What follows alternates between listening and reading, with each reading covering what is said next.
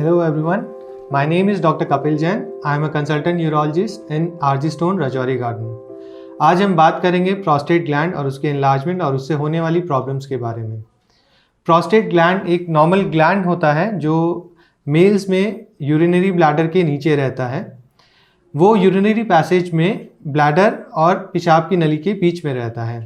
ये gland as के साथ बढ़ता है जिसकी वजह से यूरिन करने में परेशानी होने लगती है। आमतौर पे ये समस्या 60 साल से ऊपर वाले आदमियों में होती है, पर किसी किसी में पहले भी शुरू हो जाती है। इससे होने वाली समस्या क्या होती है? प्रोस्टेट ग्लैंड के बढ़ने की वजह से पेशाब की नली पे दबाव पड़ता है जिससे पेशाब निकलने में दिक्कत आने लगती है। इसके कारण या तो आदमी को ज़ोर लगाना पड़ता है पेशाब करने में, पेशाब की धार पतली हो जाती है, या पेशाब बार बार जाना पड़ता है। पेशाब रोकने में कठिनाई होने लगती है जिसकी वजह से प्रेशर तुरंत बनता है और उसको तुरंत टॉयलेट की तरफ जाना पड़ता है। पेशाब करने के लिए रात में उठना पड़ता है बार बार, या ऐसा लगता है कि पेशाब पूरा खाली नहीं हुआ, कुछ और पेशाब होता तो बेटर होता। तो ये कुछ समस्याएं हैं जो प्रोस्टेट ग्लैंड के बढ़ने की वजह से होने लगती हैं। अब इन समस्याओं की वजह से परेशानी क्या होगी?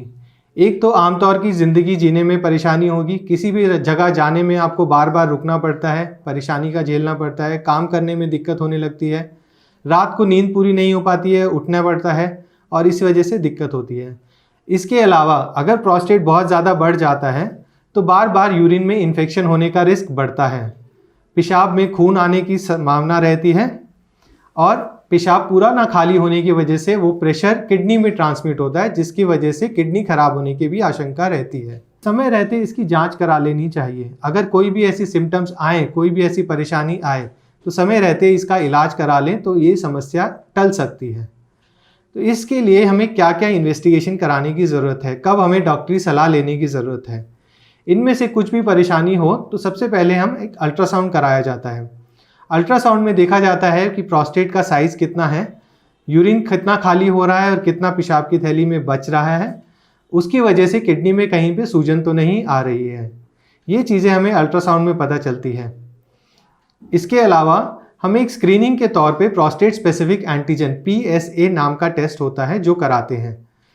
वो बेसिकली प्रोस्टेट कैंसर की स्क्रीनिंग टेस्ट है जो एज 40 के बाद हर 5 से 10 साल में करा लेना चाहिए। उससे हमें प्रोस्टेट कैंसर का जल्दी पता चलता है। प्रोस्टेट ग्लैंड के बड़े होने का कारण प्रोस्टेट कैंसर भी हो सकता है और बिनाइन कॉज भी हो सकता है जिसकी वजह से पेशाब में रुकावट आए। अब प्रोस्टेट ग्लैंड के बड़े होने का कारण हमें पता चल जाता है अल्ट्रासाउंड में। इसके बाद हम टेस्ट कराते हैं यूरोफ्लोमेट्री। यूरोफ्लोमेट्री में हम चेक करते हैं कि पेशाब का फ्लो कैसा आ रहा है, पेशाब करने में कितनी समस्या हो रही है, क्या आदमी उतना पेशाब का प्रेशर जनरेट कर पा रहा है जितना नॉर्मल रहता है और फ्लो बेटर है कि नहीं है। तो ये हमें यूरोफ्लोमेट्री में पता चलता है।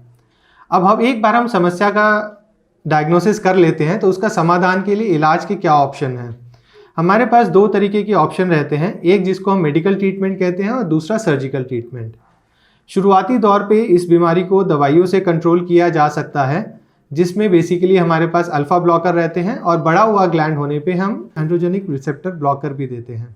दवाइयों पे इसका कंट्रोल होने पे हम दवाइयाँ कंटिन्यू रखते हैं। जैसे BP शुगर की दवाई चलती है, ऐसे ही ताउम्र प्रोस्टेट के लिए भी दवाई कंटिन्यू रह सकती है और इसका फॉलोअप किया जाता है। रेगुलर टाइम इंटरवल पे हमें अल्ट्रासाउंड कराना होता है और ज़रूरत पड़ने पे यूरोफ्लोमेट्री भी रिपीट कराना होता है।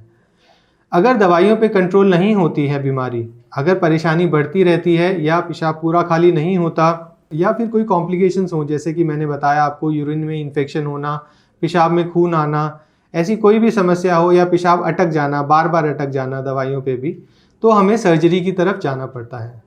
सर्जिकल ट्रीटमेंट में हमें प्रोस्टेट को निकालना होता है। पुराने ज़माने में पहले टाइम में ये प्रोस्टेट की ऑपरेशन जो होते थे वो इंसिजन लगा करके, पेट में कट लगा करके ओपन प्रोस्टेटेक्टमी होते थे। अब साइंस ने इतना डेवलपमेंट कर लिया है कि अब प्रोस्टेट का ऑपरेशन पेशाब के रास्ते ही हो जाता है, बिना किसी इंसिजन, बिना किसी टाँके लगाए। पेशाब के रास्ते ऑपरेशन करने के दो तरीके रहते हैं। एक हम बोलते हैं TURP, trans urethral resection of prostate, जिसमें हम कॉटरी के द्वारा प्रोस्टेट को छीलकर निकाल देते हैं। दूसरा होता है holmium laser enucleation of prostate, जिसको हम होलेप कहते हैं। उसमें हम लेज़र से प्रोस्टेट को पूरा निकाल देते हैं और जगह खाली करते हैं। दोनों ही तरीके ठीक रहते हैं।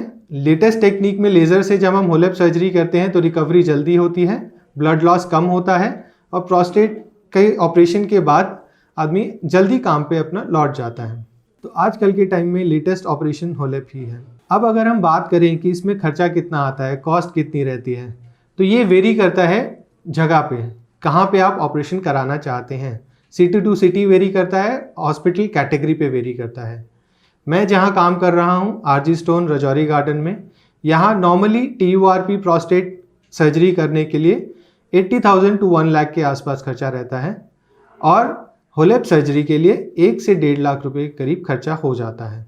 बड़े प्रोस्टेट यूजुअली हम होलेप से करते हैं, अगर छोटे प्रोस्टेट हों तो TURP से भी कर सकते हैं। नॉर्मल प्रोस्टेट का साइज़ 20 ग्राम रहता है, 80 ग्राम तक के प्रोस्टेट TURP में करते हैं यूजुअली।